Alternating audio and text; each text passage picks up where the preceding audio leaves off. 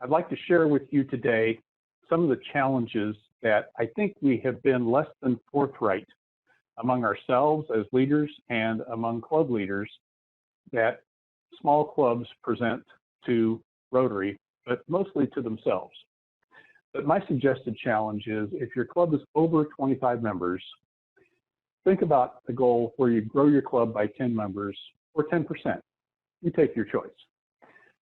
On the other hand, if your club's under 25 members, my suggestion is you think about a goal of growing to 25, or if 25 is so far away that you can't see it from there, close the gap by half between where you are and 25 members.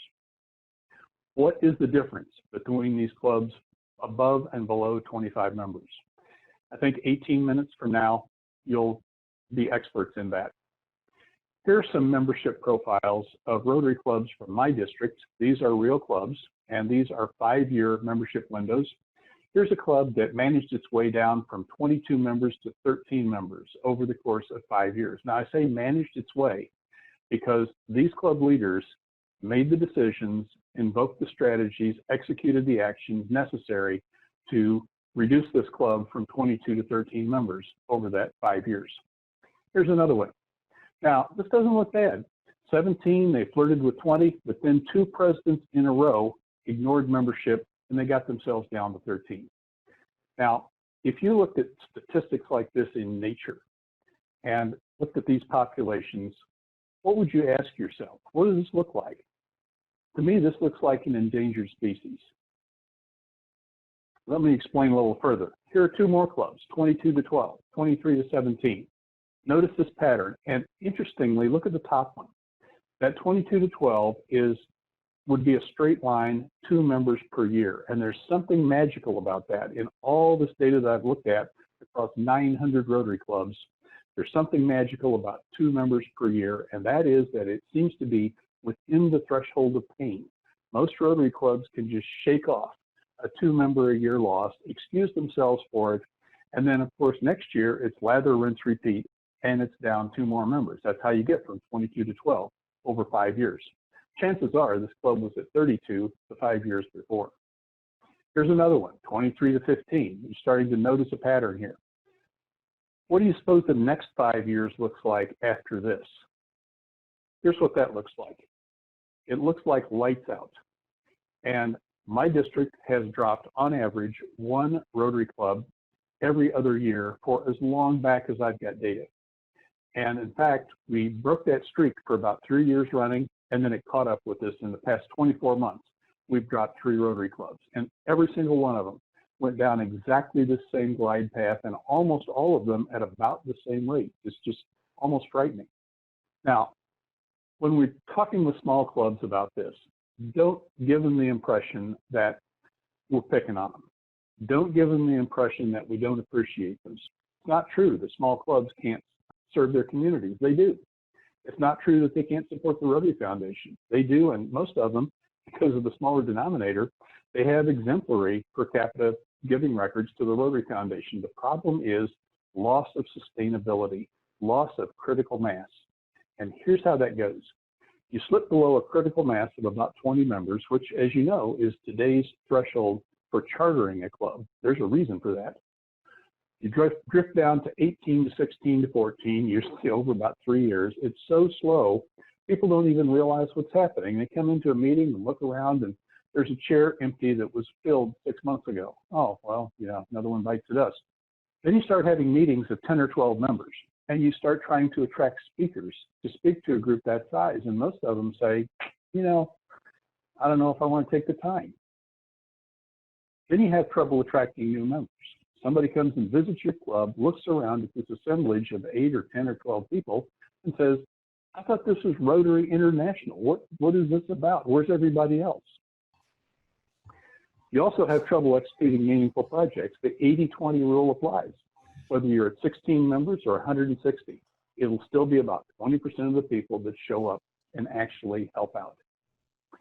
The other thing that is interesting about most of these clubs is that they have few members under 50, and many of them are just aging out together. It's just a slow walk up the median age curve at literally 1 year per year median age. Now at 10 or 12 members, something interesting happens. At 10 or 12 members, a Rotary Club goes nuclear. And by that I mean you get down to one proton and one neutron holding this thing together. And at that point, the next thing happens, which is life happens to one of those, and it's lights out. Now, in each of these clubs that we've watched fail in this district over the last dozen or so years, I could tell you the name in advance of the person that something was going to happen to, and the club would fold. The most recent one was a couple. It was a couple holding the club together, and they're down to 12, 14, something like that. They decided to move closer to their kids, left the club. It wasn't 60 days until that club was on its back. Now, I noticed this in 2014-15 before I became governor, and here's the data. Of the 10 clubs in my district with the largest percentage membership loss in 2014-15, 9 were under 25 members, and those 9 clubs alone accounted for a net loss of 30 members. Is this frightening or what? We started paying attention to this. In fact, that's what this original material was created for in 2015. 2015-16, the 16 clubs under 25 members had a net gain of 18 members. This can be fixed, but it takes focus and it takes clarity. It doesn't have to be this way, folks. Here's a club that got itself down to 22 members. A new sheriff came to town, in this case, a business owner, looked at this and said, guys, this is not sustainable. We can't stay on this track. He grew that club about 30% in that 1 year by about 10 members from 22 to 32, then stayed on as membership chair for the year following his presidency and continued to propel that club northward. And that's important because when you add a lot of members, like say 10, what you realize is that you're right in the target zone of our highest attrition rate, which is members with 1, 2, or 3 years tenure. But here's another club where they took a surge like that actually on the basis of a challenge. I challenged the president-elect when we met at PETS. I said, Charles, couldn't we get this club back to 40 members like it used to be? And he said, well, I suppose so. And then about 9 months later into the year, I said, Charles, where did you find all these people that wanted to join your Rotary Club? He said, we asked them. So they grew that club up to a pinnacle of 43 members, and then the lack of a sustained ongoing membership effort, they lost some ground to 39, but still a whole lot different story than 28 5 years before. Now here's one. This one doesn't look all that interesting, unless you know the backstory. The backstory is that this club recovered from 14 members. This is a club that my own club chartered. We chartered them, we turned around, we walked away. They lost their charter president literally in their charter year. Someone else had to step in, not prepared, of course. And this club atrophied down to 14 members. It chartered at 25. Back then, that was the threshold. And one courageous president, she was one of the charter members, she went around the year she was president-elect, and she sat down in front of every member, and she said, are you with me or not? And those that opted in put this club back together, assisted by another charter member who followed her, now is a past district governor. And the two of them together put this club back together, got it up into critical mass, then started growing it on the basis of a large, iconic project that they've been doing now for the last 15 years. And today, this club is 41 members. You can get from 14 to 41. It takes intentionality, and it takes throwing off this small club mentality. Now, this club, during this time, their tagline was the little club that does, the little club that does. And I started kidding them after this started happening. I said, y'all are going to have to change this to the little club that got big. They hardly call themselves a little club anymore.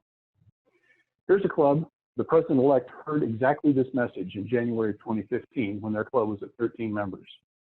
Said to himself, Terry, you might be right about that.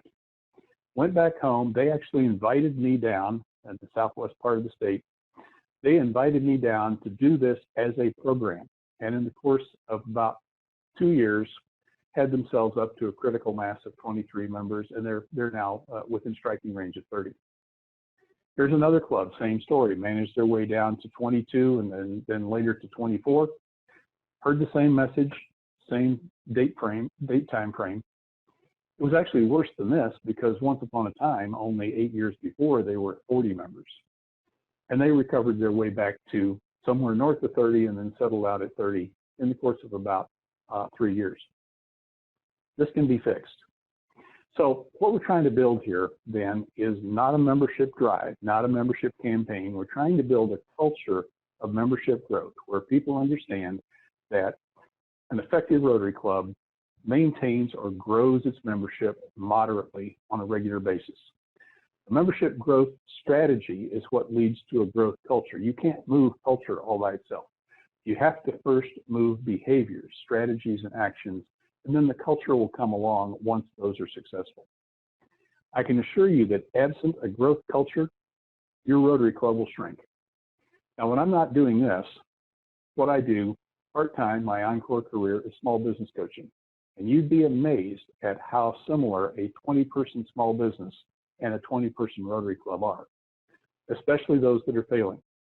And typically what happens when a small business is failing, they have a shortage of prospects, they have a shortage of selling systems, and they have lost a growth culture and they start shrinking. That's because Newton was right. Newton was right about at least two things. One of them friction, the other one gravity. Those are the two forces that will pull your Rotary Club down if you're not applying some energy and if you don't have a growth strategy and a growth culture. I want you to think about this analogy and perhaps use it. It's there for the taking. A hot air balloon cannot be flown level. Physically impossible to do. There are no control surfaces, no avionics. The only control you've got is a chain attached to a propane valve that shoots hot flaming propane up into the bag. At that point, the balloon will start to rise until it starts cooling off, and then it will start to shrink. It's just steadily either rising or shrinking, one or the other. It's not flying level. Now, the default, of course, is descent. And in the balloon business, that's known as premature contact with terrain, not where you want to be. The other part of this analogy that works is that it requires the addition of energy. It requires the addition of energy to make a Rotary Club grow or to make a small business grow. They will not do it on their own. Now, in case you weren't convinced by the individual case studies I showed you before, here's one to consider. This is a case study about a district. And this is a district that I was doing a new set of MGI reports, Membership Growth Index reports. I went to RI to get the data, asked for 5 years. Nora gave me 15 years of data. That goes back to 2004. That's as far as their systems reach. 2004. So the data you're going to see is from 2004 to 2019. This district had 31 club failures in that 15-year window. It just took my breath away. I looked at this number and I said, I got to look at this a little bit more. I have to understand what the glide path looked like for all 31 of those clubs to fail in a 15-year window. Folks, here's what those glide paths look like. Notice from 20, a 2-member-a-year glide path. Notice how incredibly tightly these clubs clustered around that glide path. Even if you start from a higher altitude, say from 30 clubs on a 2-member-a-year glide path, it just takes a little longer, but you get the same place. Notice almost none of these clubs ever actually broke out. A couple of them had 1 or 2 years where they grew by a few members, but the dominant mode was a culture of decline that set in on these clubs, and over this 15-year period, they failed. Okay, well, maybe we got that behind us, or maybe we don't. The same district has 22 clubs remaining that are under 15 members. This is like watching a train wreck in slow motion. Here's what those look like. You'll notice the water line at 15, and you'll notice that in 2019, all of them were below water, and you'll notice how they got there.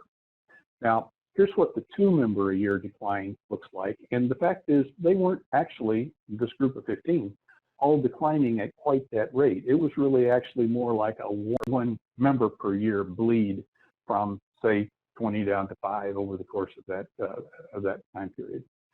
Notice also that only a handful of them actually started this journey at under 15 members, and almost all of them are smaller today than that. Most of these clubs, one from looks like something on the order of 34 members, figured out a way in only 15 years to unravel a 34-member club and get it down below 15 members. Only a matter of time until that club is gone, along with these other 22, unless we are willing to engage and see if we can help these clubs. You ever think about, why is my 16-member club only 16 members? Why is that? Is that in the bylaws somewhere? Why is it we can add 1 or 2 members a year to almost maintain 16? We can't add 3 or 4. It's not like we don't know how to attract members at all. We just don't set our sights high enough, and we just don't do it often enough.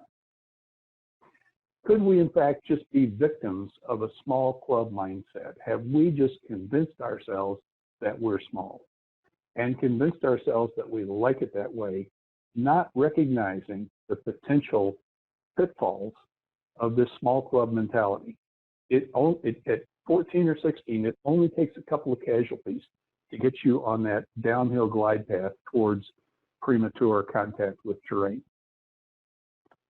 What can we do in our community if we had 32 members? It's inarguable that a 32-member Rotary Club couldn't be more effective in its community than a 16-member Rotary Club. And it's also, my observation, a whole lot easier to run a 32-member Rotary Club than a 16-member Rotary Club. First of all, nobody has to worry about being president for the 3rd time. You've got a steady flow of new members, you got a steady flow of new potential leadership, and over time you build yourself a bench.